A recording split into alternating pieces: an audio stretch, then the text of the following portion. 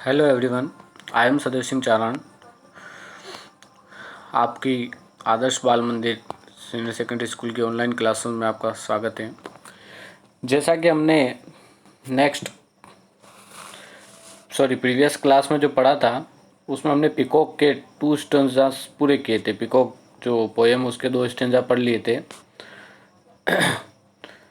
उसको एक बार हम रिवाइज कर लेते हैं कि क्या था उन स्टेंजास में। First stanza, his loud sharp call seems to come from nowhere. उसके जो उसकी जो तीखी आवाज़ कहीं से आई, किसको सुनाई दी? पोइट को। एक तीखी आवाज़ कहाँ से अचानक से एक कर्कश आवाज़ आई। Then a flash of turquoise in the peepal tree, the slender neck asked away from you. मतलब पीपल ट्री पर कोई टॉर्टोइज यानी फिरोजा कलर लिए हुए, फ्लैश लिए हुए कोई नज़र आया। स्लेंडर निक यानी पतली गर्दन, आस्क्ड अवे फ्रॉम यू उसकी तरफ आ रही थी।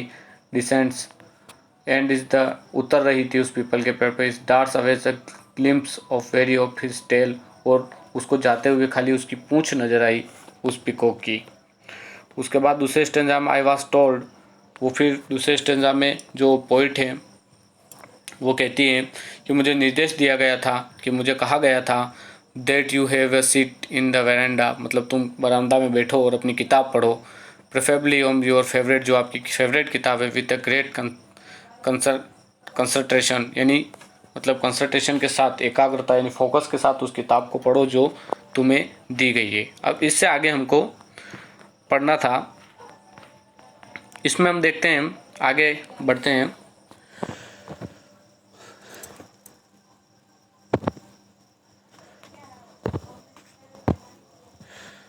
इसमें हम देखते हैं कि the moment of you begin the moment of you begin the moment you begin to live inside the book. मतलब मोमेंट यानी पल। कवयित्री जो हैं यानी जो पोइट हैं, पुस्तक में ध्यान एकाग्र करने की चेष्टा करती हैं। जो पोइट है वो क्या करती है? पुस्तक के अंदर you begin to live inside the book, यानी जो moment you begin to live inside, जो पोइट है वो क्या करते हैं? जो बुक है उसके अंदर क्या करती है? फोकस करती है। फोकस करने की करती है। कौन करती है फोकस? पोइट। किसके अंदर? बुक जो वो बरामदे में बैठकर पढ़ रही थी उसके बारे में हम आगे पढ़ रहे हैं कि एक मोर आता है, पीपल के पेड़ से नीचे उतरता है, उसकी कोई कर्कश आवाज़ आती है सर फर्स्ट, उसके बाद वो पीपल के पेड़ से नीचे उतरता है और फिर वो धीरे धीरे क्या करता है? नीचे आता है और उसकी पूंछ खाली उसको नज़र आती है। फिर वो बुक पढ़ती है पोइट, और फिर क्या होता है? A blue shadow will fall over you, a blue shadow will fall over you, the wind will change direction. क्या होता है?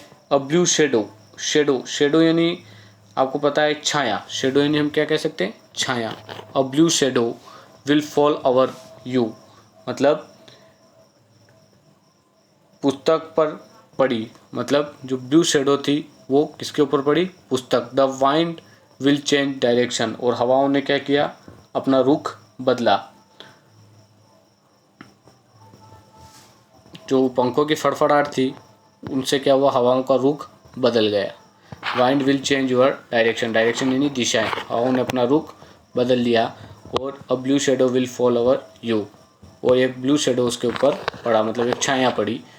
तो कुछ होगा वहाँ, नज़र आया होगा। द स्टेडी हम ऑफ बीज, यानी एक स्थिर हम ऑफ बीज यानी भिन भिनाना, भिन भिनाना। हम यानी होता है भिन, मधुमक्खियों का भिन भिनाना, जिसको हम कह सकते हैं हम ऑफ बीज। मधुमक्खियों का भिन भिनाना को हम ऑफ बीज कह सकते हैं।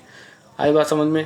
तो हम ऑफ बीज, तो यहाँ से the blue shadow will fall over you, the wind will change your direction, हवाओं ने अपना रुख बदल लिया। द स्टेडी हम ऑफ बीज यानी मधुमक्खियों का जो भिन भिनाना।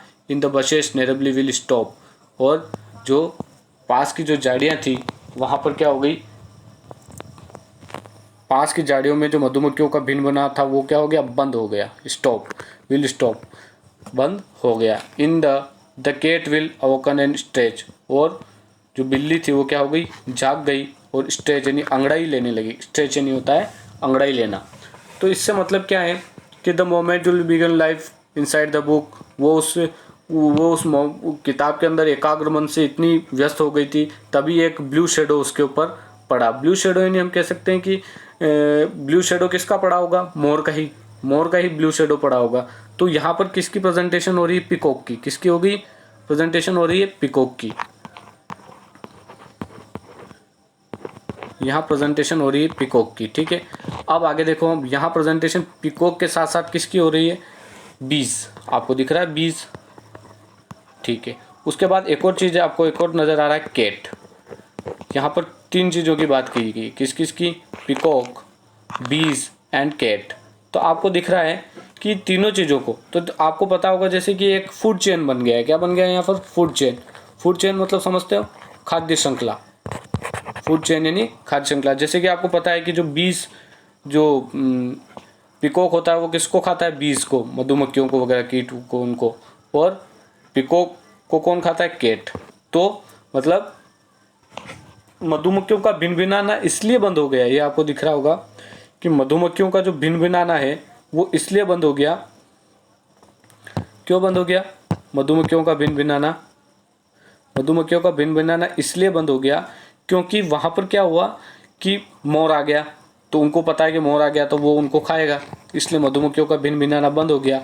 और मोर की झलक देख के बिजली जाग गई, क्योंकि उसको पता है कि मोर आया तो वो उसका शिकार है। तो आई बस हमने ये पूरा स्टेंजा आपको समझ में आया होगा कि ये एक फूड चेन को शो कर रहा है कि सबसे पहले तो जो पोइट है वो किताब पढ़ रहे हैं और उसको एक ब्लू शेडो नज़र आता है, मतलब मोर वहाँ पर आ गया है। और मोर वहाँ पर आते ही क्या होता है, उसका डायरेक्शन चेंज हो जाता है, और फिर क्या, हवाओं का डायरेक्शन चेंज हो जाता है। और क्या होती है, जो मधुमक्खियाँ होती है वो क्या करती है, भिनभिनाना बंद कर देती हैं, और जो बिल्ली होती है वो जाग जाती है। वो मैंने आपको पूरा क्लियर किया है यहाँ पर। ये समझ में आ गया होगा आपको।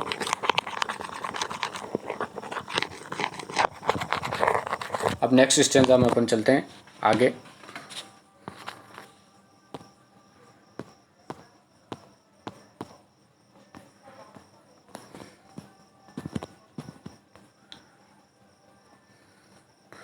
अब यहाँ देखें, यहाँ देखो,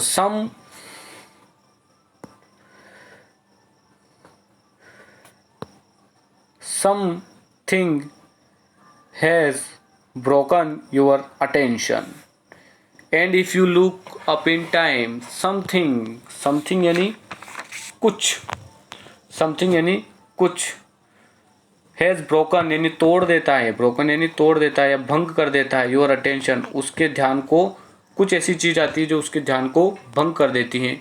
and if you look up in time, और वो उसे, you might see the peacock turning away as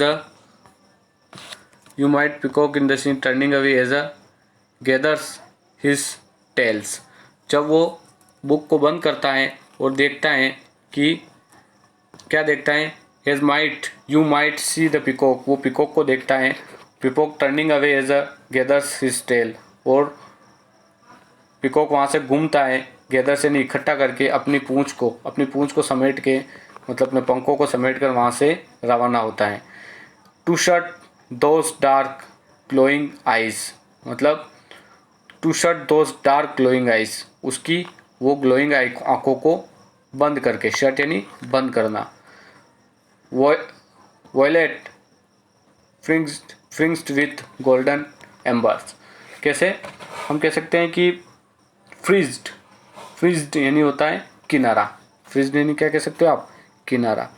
और एक गोल्डन एम्बर यानी हो सकता है, एम्बर का मतलब हम कह सकते हैं कि पीलापन लिए हुए भूरा रंग। जैसे कि मैंने आपको पहले वाला बताया था टॉर्टोइज का मतलब कि नीला रंग लिए, नीले रंग पर हरा रंग लिए हुए नीला रंग, उस तरह से ये क्या होता है, पीला रंग लिए हुए भूरा रंग, मतलब पीले रंग के ऊपर थोड़ा सा हल्का हल्का भूरा रंग, उस तरह का।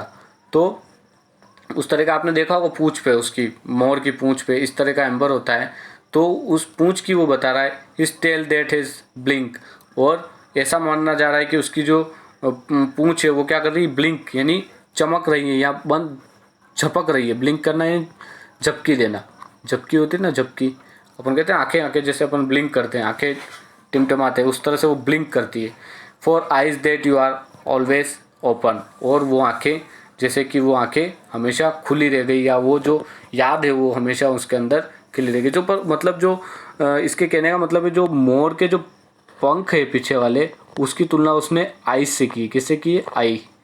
तो आई से जो तुलना की है कि जैसे आई है और आई के चारों किनारे किनारे पे क्या है, पीले पीला रंग है, और बीच में क्या है, बीच में भूरा रंग थोड़ा सा, तो उस तरह से आंखों को वर्णन किया गया। तो इसमें पोइट वहाँ बैठी रहती है, तो वहाँ पर पिकॉक आता है और उसकी पंखों का और उनका वर्णन इस पर पोइट ने किया है।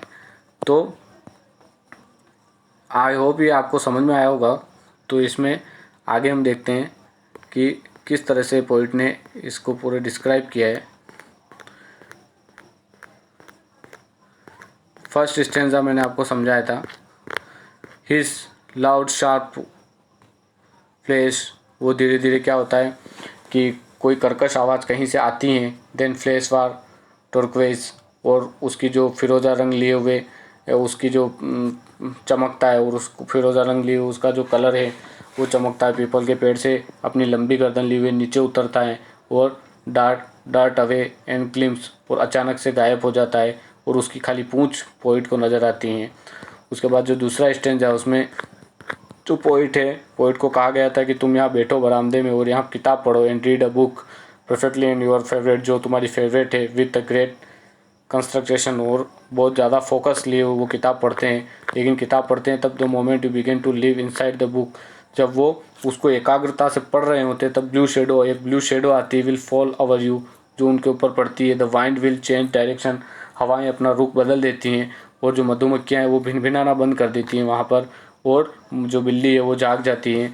मधुमक्खी इसलिए भिनभिनाना बंद कर देती क्योंकि वहाँ मोर आ गया है, और मोर के आने के कारण बिल्ली भी उड़ जाती है ताकि उसका शिकार भी वहाँ आ जाता है।